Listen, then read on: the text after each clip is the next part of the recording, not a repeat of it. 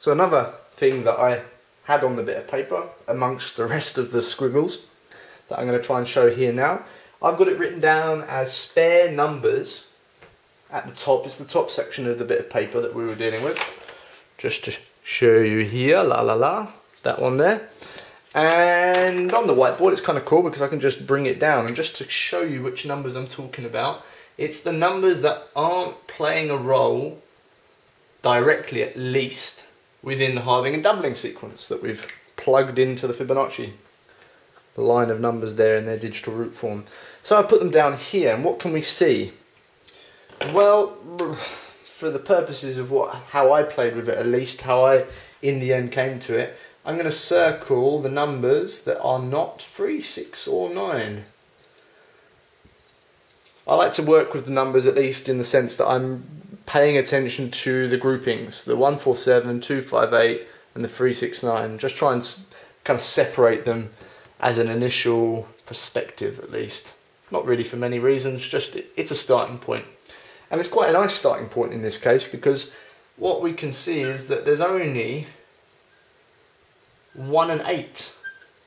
There's no 4 or 5, there's no 2 or 7, it's just 1, 8, 1, 8, 1, 8, 1, 8, which we all know, they're those polar pairs that make up the 9s, which are kind of cool. And then nestled in between, we've got 3, 3, 9. So if we add the 3's together, we get 6. 3 plus 9, it gives you 3. 9 plus 6 gives you 6. 6 plus 6 gives you 3.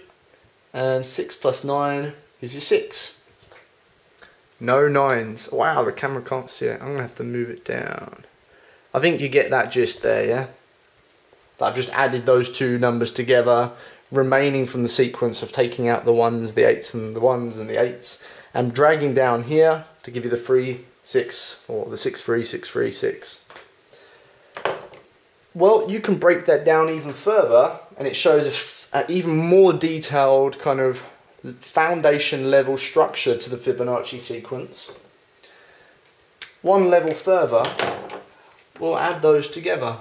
I mean, you know that 3 and 6 always equals 9, and there you go. That's kind of the baseline. And well, when I say baseline, I mean baseline. When you get to a row of 9's, you know that there is no going further, because 9 plus 9 is always, again in digital root form, another 9.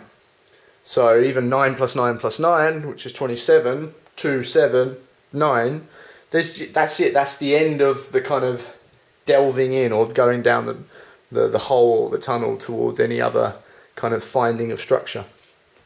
So there you go. That was taking the halving and doubling sequence out of the Fibonacci sequence that we got there. Looking at the spare numbers remaining, we see the 1 and 8 are kind of, for some reason, the only numbers that are appearing there. Take them out of the equation and we've got the 3, 3, 9, 6, 6, 9, which reduce together eventually down to 9's. Whether it means anything important or not, I don't know, but it's just kind of nice to break it down as far as we can go. And there are some other things that we can probably break down. I'll try and cover them in some next videos.